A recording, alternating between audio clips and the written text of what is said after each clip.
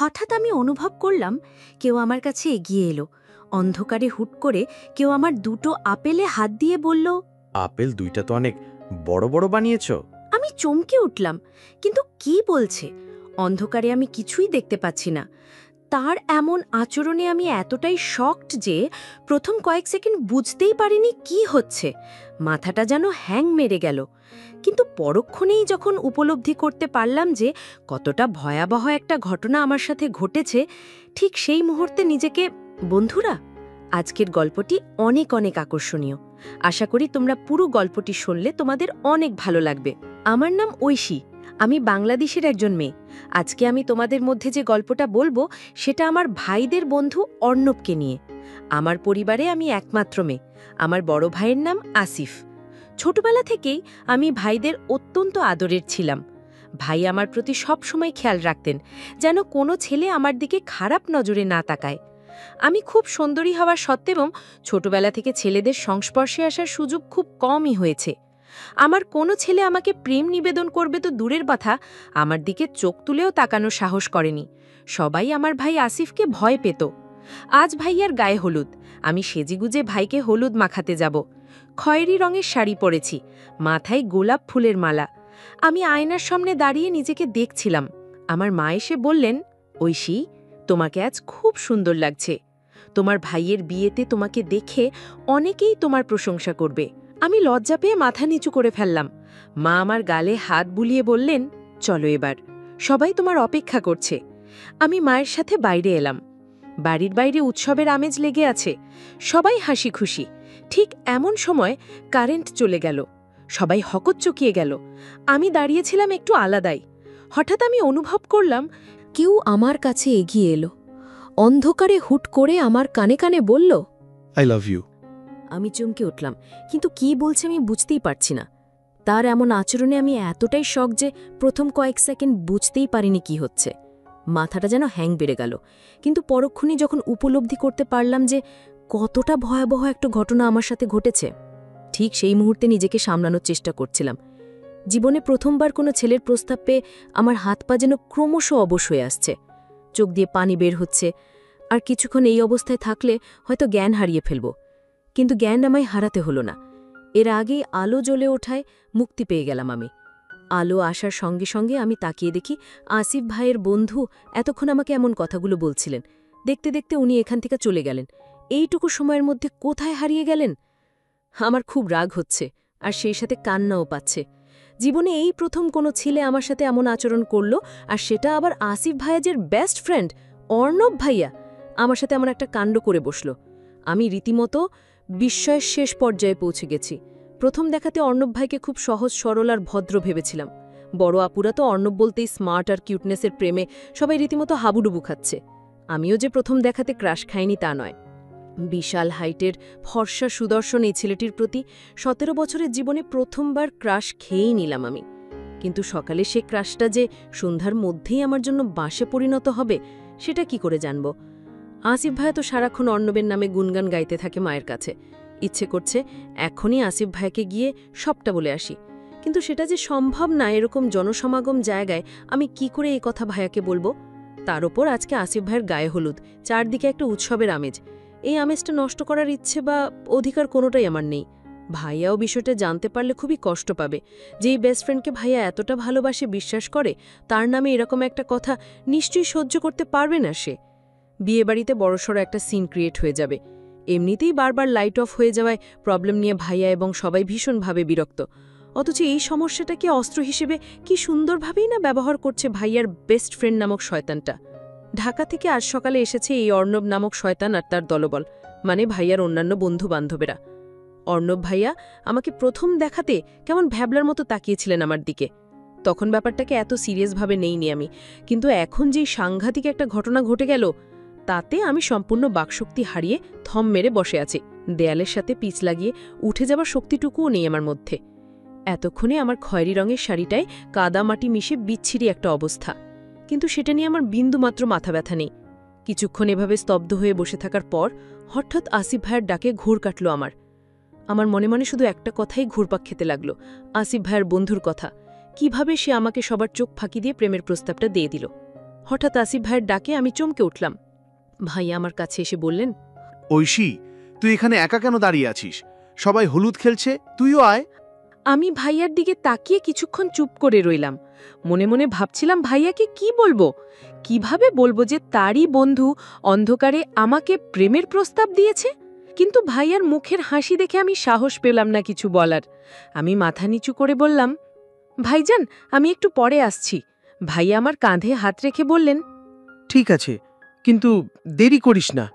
বলেই ভাইরা চলে গেলেন। আমি আবার আগের জায়গায় গিয়ে দাঁড়ালাম। মনে হচ্ছিল সবাই আমার দিকেই তাকিয়ে আছে, বিশেষ করে অর্ণব ভাইয়া। আমি চোখ তুলে তাকালাম, দেখলাম অর্ণব ভাইয়া দূর থেকেই আমার দিকে তাকিয়ে আছে। তার চোখে কোনো দুষ্টুমি নেই, বরং একটা অপরাধ বোধ দেখতে পেলাম। আমি তাড়াতাড়ি চোখ নামিয়ে নিলাম। মনে হলো ভুল বুঝেছি, কিন্তু তারপরও মনটা খুব ভারী হয়ে আছে। হঠাৎ জেরিন এসে আমার হাত ধরে টান দিল। ঐশী, তুই এখানে কি করছিস? চল না, মেহেদি দিতে যাবি। আমি জেরিনের সাথে মেহেদির জায়গায় গেলাম। সেখানে অনেক মেয়ে বসে মেহেদি পড়ছে, আমিও বসলাম। মেহেদি পড়ার সময় আমার মন খুব বিভ্রান্ত ছিল। চোখের সামনে ভেসে উঠছিল অর্ণব ভাইয়ার মুখ, তার সেই কথাগুলো কানে বাজছিল। আমি নিজেকে অন্যদিকে মনোযোগ দেওয়ার চেষ্টা করলাম। জেরিন আমার কানে কানে বলল, ঐশী, তোর কি হয়েছে? তুই এত চুপ কেন? কোনো সমস্যা? আমি জেরিনের দিকে তাকিয়ে বললাম, না জেরিন, কিছু হয়নি। কিন্তু জেরিন বুঝতে পারল আমার মন খারাপ। সে আমার হাত ধরে বলল, তুই আমাকে সব বলতে পারিস, আমি তোর বেস্ট ফ্রেন্ড। আমি কিছুক্ষণ চুপ থেকে অবশেষে জেরিনকে সব খুলে বললাম। কিভাবে অন্ধকারে অর্ণব ভাইয়া আমার কানে কানে বলেছিলেন আই লাভ ইউ। জেরিন শুনে চমকে উঠল।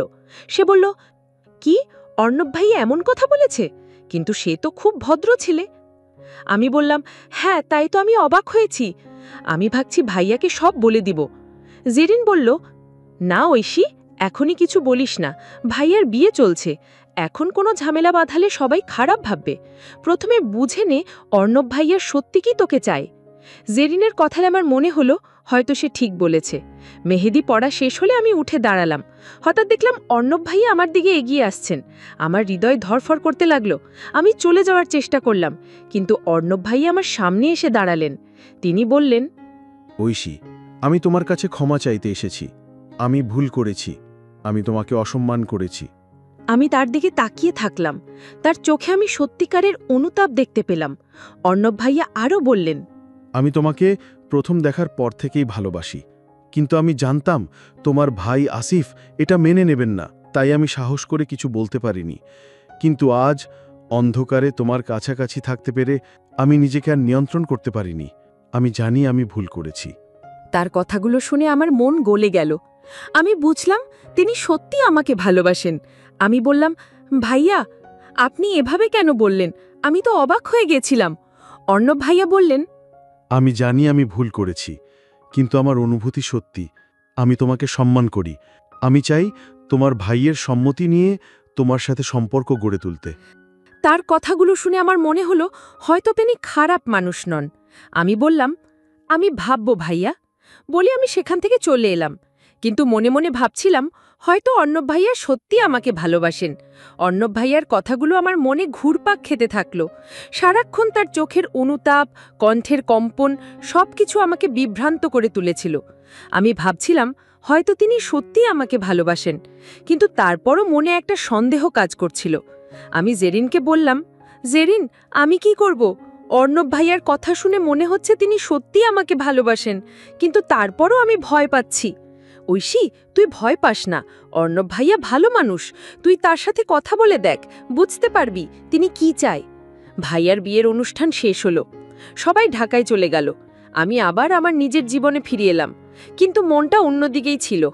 হঠাৎ একদিন আমার ফোন বেজে উঠল, অপরিচিত নম্বর। আমি ফোন ধরলাম। ওপার থেকে একটি পরিচিত কণ্ঠ ভেসে এলো। হ্যালো, আমি অর্ণব। আমি চমকে উঠলাম। অর্ণব ভাইয়া কিভাবে আমার নম্বর পেলেন? তিনি বললেন, ঐশী, আমি জানি তুমি অবাক হয়েছ। আমি তোমার ভাইয়ের কাছ থেকে তোমার নম্বর নিয়েছি। আমি তোমার সাথে কথা বলতে চাই। আমি কিছুক্ষণ চুপ থেকে বললাম, ঠিক আছে, বলুন। অর্ণব ভাইয়া বললেন, ঐশী, আমি জানি আমি ভুল করেছ, কিন্তু আমার অনুভূতি সত্যি।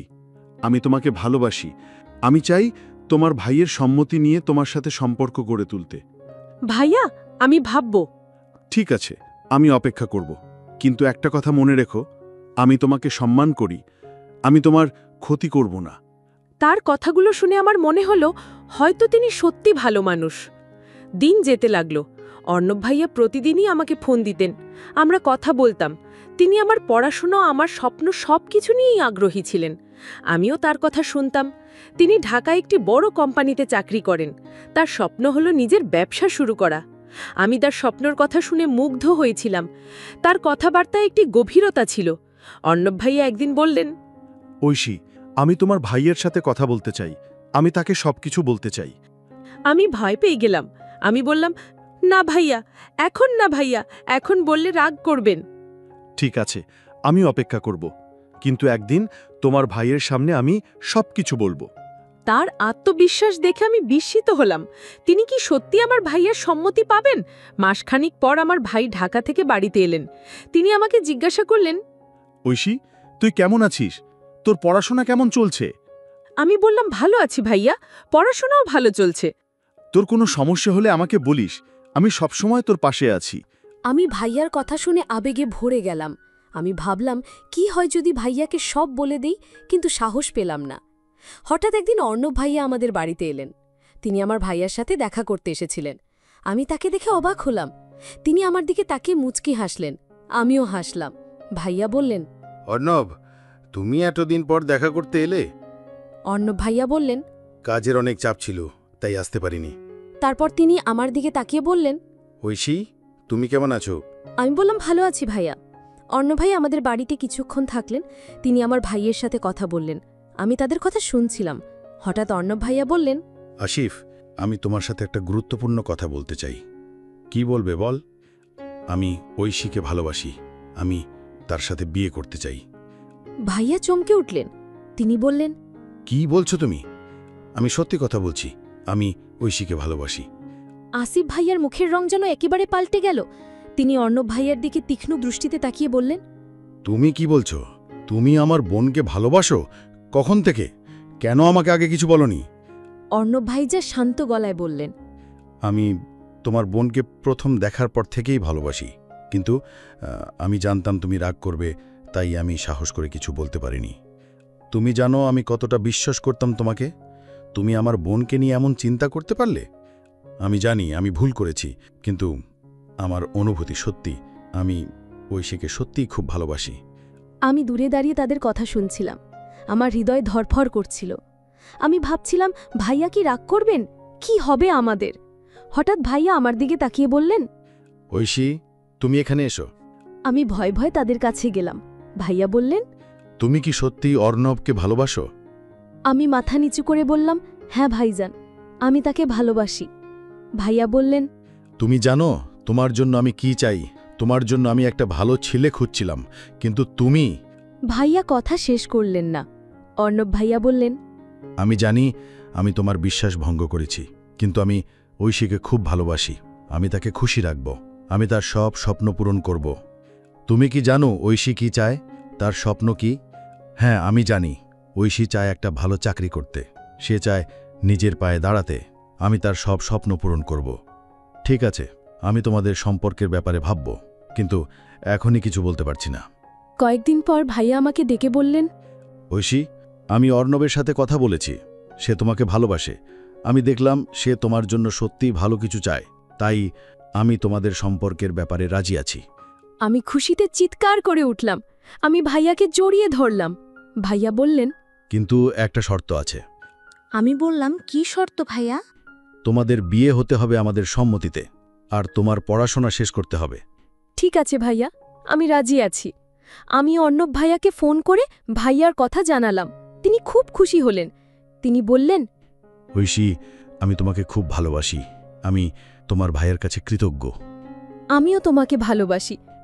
আমরা অনেকক্ষণ কথা বললাম। তিনি আমাকে বললেন, ঐশী, আমি তোমার সাথে দেখা করতে চাই। ঠিক আছে, কখন দেখা করবে? আগামী শুক্রবার আমার ছুটি, সেদিন আমরা দেখা করব। ঠিক আছে, আমি অপেক্ষায় থাকব। শুক্রবার আমি অর্ণব ভাইয়ার সাথে দেখা করলাম। আমরা একটা পার্কে গেলাম। সেখানে আমরা হেঁটে বেড়ালাম। তিনি আমার হাত ধরলেন। আমি লজ্জা পেলাম, কিন্তু মনটা খুব ভালো লাগছিল। তিনি বললেন, ঐশী, আমি তোমাকে বিয়ে করতে চাই। আমিও তোমাকে বিয়ে করতে চাই। আমি তোমার ভাইয়ের কাছে তোমার হাত চাইব। ঠিক আছে, এখন আমাকে যেতে হবে। আমরা পার্ক থেকে বেরিয়ে এলাম। অর্ণব ভাইয়া আমাকে বাড়িতে নামিয়ে দিলেন। আমি বাড়িতে এসে ভাইয়াকে সব খুলে বললাম। ভাইয়া বললেন, ঠিক আছে, আমি অর্ণবের সাথে কথা বলবো। আমি খুব খুশি হলাম। আমি ভাবছিলাম আমার জীবনের স্বপ্ন পূরণ হতে চলেছে। আমি অর্ণবকে ভালোবাসি, সেও আমাকে ভালোবাসে। আমাদের ভালোবাসার গল্প একদিন সবার কাছে পৌঁছে যাবে। আসিফ ভাইয়া অর্ণবকে ডেকে আমাদের বাড়ির ড্রয়িং রুমে বসালেন। মা আমাকে চা বানাতে বললেন। আমার হাত কাঁপছিল উত্তেজনায়। চা ট্রেতে সাজিয়ে নিয়ে গেলাম। গিয়ে দেখি ভাইয়া গম্ভীর মুখে কিছু বলছেন। অর্ণব ভাইয়া মাথা নিচু করে শুনছেন। আমার মনটা ধরফর করতে লাগল। ভাইয়া আমার দিকে তাকিয়ে বললেন, ঐশী, তুমি বসো। আমি টেবিলের এক কোণায় চুপচাপ বসলাম। ভাইয়া অর্ণবকে বললেন, তুমি জানো, ঐশী আমার একমাত্র বোন। ওর মা বাবা নেই, আমি ওর পরিবার। আমি চাই ও একজন ভদ্র শিক্ষিত মানুষকে বিয়ে করুক, যে ওকে সম্মান করবে। অর্ণব ভাইরা বললেন, আমি প্রতিজ্ঞা করছি, আমি ঐশীকে সারা জীবন সুখী রাখব।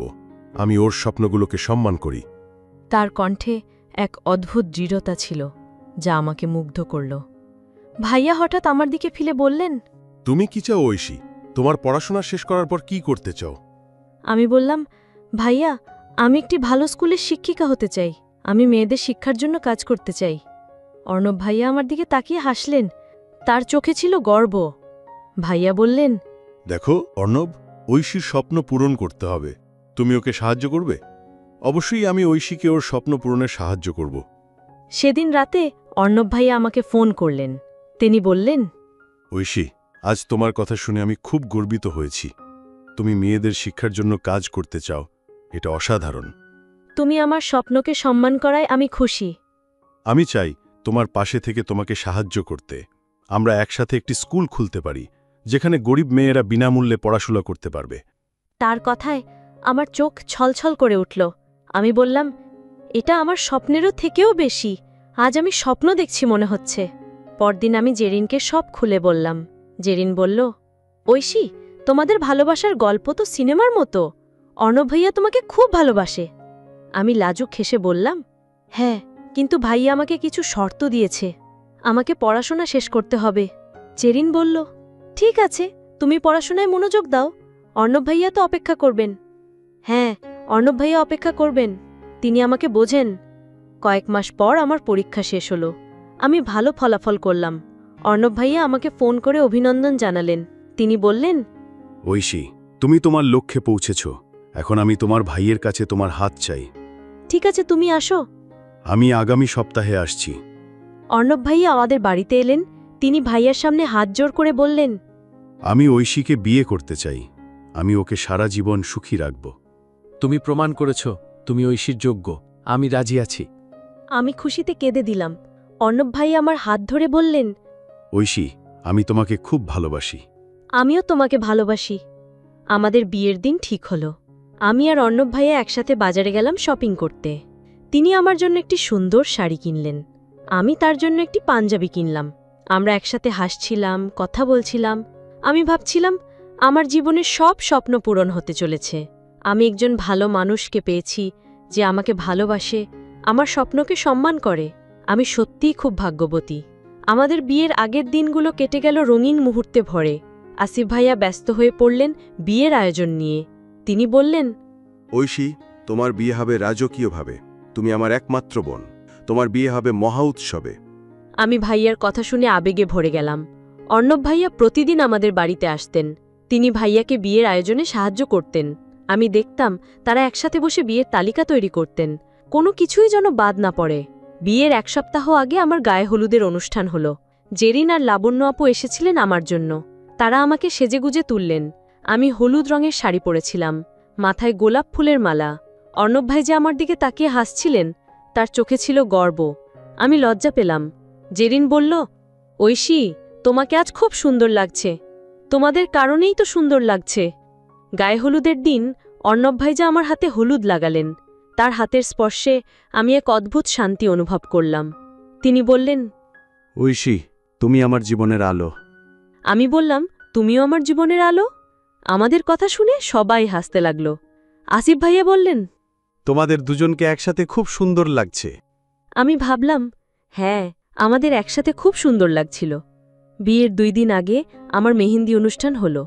মেয়েরা এসেছিল আমার হাতে মেহেন্দি পরাতে। অর্ণব ভাইজা দূর থেকে দেখছিলেন, তার চোখে ছিল আনন্দ। আমি তার দিকে তাকিয়ে হাসলাম, তিনিও হাসলেন। জেরিন বলল, ঐশী, তোমার ভাগ্য খুব ভালো, তুমি একজন ভালো মানুষকে পেয়েছ। আমি বললাম, হ্যাঁ, আমি খুব ভাগ্যবতী। আমি বিয়ের দিন সকালে আমি ঘুম থেকে উঠলাম। আমি দেখলাম জেরিন আর লাবণ্য আপু আমার জন্য অপেক্ষা করছে। তারা আমাকে সেজেগুজে তুললেন। আমি লাল রঙের শাড়ি পরেছিলাম। আমি আয়নার সামনে দাঁড়িয়ে নিজেকে দেখলাম। আমি নিজেকে চিনতে পারলাম না। সবাই আমাকে নিয়ে গিয়ে বিয়ের আসরে বসালেন। ভাইয়া আমার হাত অর্ণবের হাতে দিলেন। তিনি বললেন, অর্ণব, তুমি ঐশীকে খেয়াল রাখবে। আমি প্রতিজ্ঞা করছি, আমি ঐশীকে সারা জীবন সুখী রাখব। বিয়ের অনুষ্ঠান শুরু হলো। আমি ভাবলাম, আমার জীবনের সব স্বপ্ন পূরণ হলো। আমি একজন ভালো মানুষকে বিয়ে করলাম, যে আমাকে ভালোবাসে, আমার স্বপ্নকে সম্মান করে। বিয়ের পর আমরা বাসর ঘরে গেলাম। অর্ণব ভাইয়া আমার হাত ধরে বললেন, ঐশী, তুমি আমার জীবনের সবচেয়ে বড় পাওয়া। আমিও তোমার জীবনের সবচেয়ে বড় পাওয়া। আমরা একসাথে একটি স্কুল খুলব, যেখানে গরিব মেয়েরা বিনামূল্যে পড়াশোনা করতে পারবে। হ্যাঁ, আমরা একসাথে সব স্বপ্ন পূরণ করব। আমরা একসাথে হাসছিলাম, কথা বলছিলাম। আমি ভাবলাম, আমার জীবন এখন পূর্ণতা পেয়েছে। বিয়ের পর আমাদের জীবন নতুন করে শুরু হলো। অর্ণব আমাকে নিয়ে ঢাকায় চলে এলেন। প্রতিদিন সকালে উঠে আমরা একসাথে নাস্তা করতাম। তারপর অর্ণব অফিসে চলে যেতেন। আমি বাসায় থেকে আমার পড়াশোনা আর স্কুল খোলার পরিকল্পনা নিয়ে কাজ করতাম। অর্ণব অফিস থেকে ফিরে আসার পর আমরা একসাথে হাঁটতে যেতাম, কখনো বাজারে, কখনো পার্কে। আমাদের জীবন ছিল সুখে ভরা। একদিন অর্ণব বললেন, ঐশী, আমরা আমাদের স্কুল খোলার জন্য জমি খুঁজতে শুরু করি। আমি বললাম, ঠিক আছে, কিন্তু কোথায় খুঁজব? আমি একটা জায়গা দেখেছি গ্রামের দিকে। সেখানে অনেক গরিব মেয়েরা আছে যারা পড়াশোনা করতে পারে না। সেটাই খুব ভালো হবে। আমরা সেই গ্রামে গেলাম। সেখানে আমরা একটা জমি দেখলাম, যা আমাদের পছন্দ হলো। আমরা সিদ্ধান্ত নিলাম সেই জমি কিনব। জমি কেনার জন্য আমাদের অনেক টাকা দরকার ছিল। অর্ণব বললেন, আমার কিছু সঞ্চয় আছে, কিন্তু তা যথেষ্ট নয় জমি কেনার জন্য। আমি আমার কিছু গহনা বিক্রি করব। না ঐশী, তোমার গহনা বিক্রি করার দরকার নেই। আমি অন্য উপায় খুঁজে বের করব। তিনি তার কিছু বন্ধুর কাছ থেকে ধার নিলেন। আমরা জমি কিনলাম। আমরা খুব খুশি হলাম। জমি কেনার পর আমরা স্কুল তৈরির কাজ শুরু করলাম। প্রতিদিন আমরা স্কুলে যেতাম কাজের অগ্রগতি দেখতে। আমরা খুব উত্তেজিত ছিলাম। আমরা ভাবছিলাম, খুব শীঘ্রই আমাদের স্বপ্নে স্কুল তৈরি হয়ে যাবে। স্কুল তৈরির কাজ চলছিল। একদিন আমি স্কুলে গিয়ে দেখলাম কিছু মেয়ে দূর থেকে আমাদের দিকে তাকিয়ে আছে। আমি তাদের কাছে গেলাম। তারা আমাকে দেখে ভয় পেল। আমি বললাম, তোমরা ভয় পেও না, আমি তোমাদের কিছু ক্ষতি করব না। তারা বলল, আপনি কি এই স্কুল তৈরি করছেন? হ্যাঁ, এই স্কুলে তোমরা পড়াশোনা করতে পারবে। আমরা এই স্কুলে পড়াশোনা করতে চাই। আমি তাদের কথা শুনে আবেগে ভরে গেলাম। কয়েক মাস পর আমাদের স্কুলের কাজ শেষ হলো। আমরা স্কুলের নাম রাখলাম ঐশীর্ণব বালিকা বিদ্যালয়। স্কুলের উদ্বোধনী অনুষ্ঠানে আমরা আমন্ত্রণ জানালাম সবাইকে। আসিফ ভাইয়া, জেরিন, লাবণ্য আপু সবাই এলেন। গ্রামের মানুষও এলেন। আমরা সবাইকে স্কুল ঘুরিয়ে দেখালাম। সবাই প্রশংসা করলেন। আসিফ ভাইয়া বললেন, তোমরা দুজনে মিলে এক অসাধারণ কাজ করেছ। ভাইয়া, তোমার আশীর্বাদ ছাড়া এটা সম্ভব হতো না। স্কুল চালু হওয়ার পর আমরা প্রতিদিন স্কুলে যেতাম। মেয়েরা খুব আনন্দের সাথে পড়াশোনা করত। আমি তাদের পড়াতাম, অর্ণব তাদের খেলাধুলা শেখাতেন। আমরা দেখতাম মেয়েদের চোখে এক নতুন আলো জ্বলে উঠেছে। তারা স্বপ্ন দেখতে শিখেছে। একদিন এক মেয়ে আমাকে বলল, আমি বড় হয়ে শিক্ষিকা হব। আমি তাকে জড়িয়ে ধরলাম। আমি ভাবলাম, আমাদের স্বপ্ন সত্যি হচ্ছে। 1 বছর পর আমাদের স্কুলের বার্ষিকী পালন করলাম। আমরা মেয়েদের জন্য একটি সাংস্কৃতিক অনুষ্ঠানের আয়োজন করলাম। মেয়েরা গান গাইল, নাচ করল। তাদের অভিভাবকরা আসলেন। তারা আমাদের ধন্যবাদ জানালেন। আজ আমাদের স্কুলে 50 জন মেয়ে পড়াশোনা করছে। তারা সবাই ভালো ফলাফল করছে। আমাদের স্কুলের মেয়েরা আজ স্বাবলম্বী। তারা স্বপ্ন দেখতে শিখেছে। আমরা বুঝতে পেরেছি, সত্যিকারের ভালোবাসা হল একজনের স্বপ্নকে সম্মান করা, একসাথে সমাজের উন্নতিতে কাজ করা। আমাদের ভালোবাসা আজ অনেক মেয়ের জীবনের আলো। এই আলো চিরকাল জ্বলতে থাকবে। বন্ধুরা, আজ এই পর্যন্তই। গল্পটি যদি তোমাদের ভালো লাগে তাহলে লাইক, কমেন্ট, শেয়ার এবং সাবস্ক্রাইব করে আমাকে সাপোর্ট করবা। প্রতিদিন আমি তোমাদেরকে একটি করে নতুন গল্প উপহার দেব। ধন্যবাদ।